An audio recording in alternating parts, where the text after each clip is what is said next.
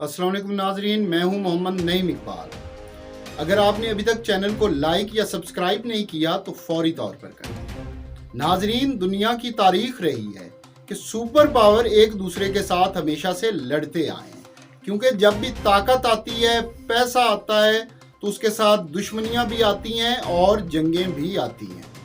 दुनिया की तारीख में सबसे पहले रोम और कार्थेज ने आपस में लड़ाइयाँ लड़ी। उसी तरह बरतानिया और फ्रांस की 500 साल तक जंगें होती रहीं।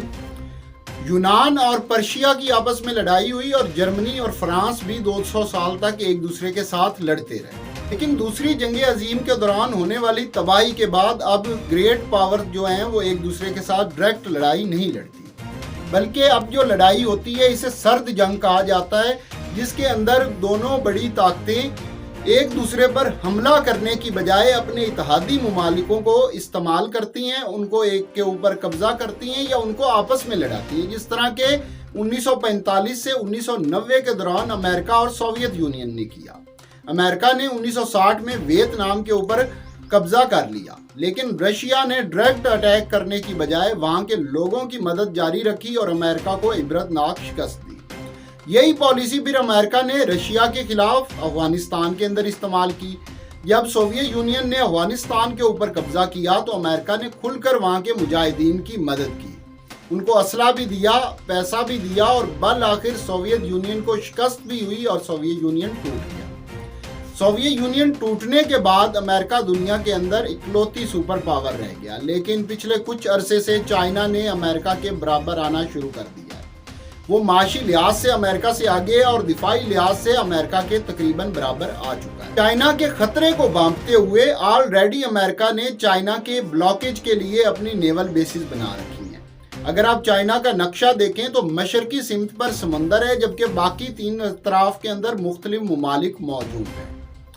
लेकिन वो जो वाहिद समुद्री रास्ता है चाइना का, उसको ब्लॉक करने के लिए अमेरिका ने जापान, सिंगापुर, मलेशिया, इंडोनेशिया, जनूबी कोरिया और ताइवान के अंदर अपने फौजी अड्डे बना रखे हैं। अब चाइना ने इस ब्लॉकेज से बचने के लिए एक अल्टरनेट रूट के ऊपर काम करना शुरू कर दिया। उसने अपने मगरिब और जनूब में मौजूद ममालिक के साथ अपने ताल्लुकात और असर रसूख बढ़ाना शुरू कर दिया। इसकी पहली निशानी आई ईरान और सऊदीया के दरमियान पैक्ट की सूरत में, और 1400 साल पुरानी अरबों और ईरानियों की दुश्मनी के ऊपर एक वक्त के लिए ठंडा पानी पड़ गया, और ये चाइना की काविशों की वजह से हुआ। दूसरा, चाइना ने शॉर्ट रूट और अबनाए मलाका को अमेरिकन नेवल बेसिस को बाईपास करने के लिए सी पैक के ऊपर काम शुरू किया। सी पैक क्या है? ये ग्वादर के रास्ते काशगर चाइना तक तिजारती रसाई है, यानी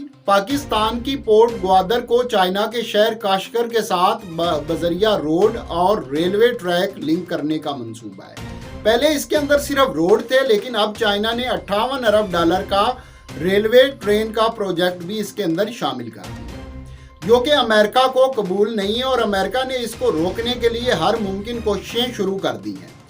इसकी पहली निशानी जो है वो IMF डील है। पाकिस्तान ने IMF की हर शर्त पूरी की है, जो भी शराइत आई हैं पूरी की, लेकिन IMF उसके बाद नई शराइत लगाता जा रहा है, और बुनियादी तौर पर और बैकडोर अमेरिका ये प्रेशर बना रहा है कि पाकिस्तान को IMF की तब तक डील नहीं मिलेगी, तब तक पैसा नहीं मिलेगा जब तक पाकिस्तान सी पैक से पीछे नहीं हटता। चाइना पाकिस्तान की माशी मदद कर तो सकता है, लेकिन अभी भी वो बेयकीनी का शिकार है, क्योंकि पाकिस्तान ने 2015 के अंदर सी पैक चलाया, लेकिन 2019 में इसका सेकंड फेज जो शुरू होना था उसके ऊपर काम ही शुरू नहीं किया।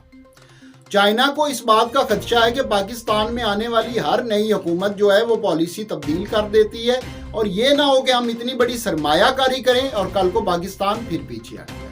तो इसकी यकीन दहानी कराने के लिए पाकिस्तान के चीफ ऑफ स्टाफ ने बीजिंग का भी दौरा किया। मसला ये है कि 2 सुपर पावर हैं, उन्होंने तो आपस में लड़ना है, और अगर पाकिस्तान उनका मैदान बनता है, जंग का मैदान, प्रॉक्सी वार का मैदान बनता है, तो इसका नुकसान हमें होगा, क्योंकि पहले हम अफगानिस्तान और वियतनाम की तबाही देख चुके हैं। चाहिए कि हम ना सिर्फ सी पैक हमारे फायदे में उसके ऊपर काम करें, बल्कि अमेरिका को भी साथ लेकर चलने की कोशिश करनी चाहिए, क्योंकि अगर ये प्रॉक्सी वार का हमारा मुल्क मैदान बन गया तो इसका हमें बहुत ज़्यादा नुकसान होगा।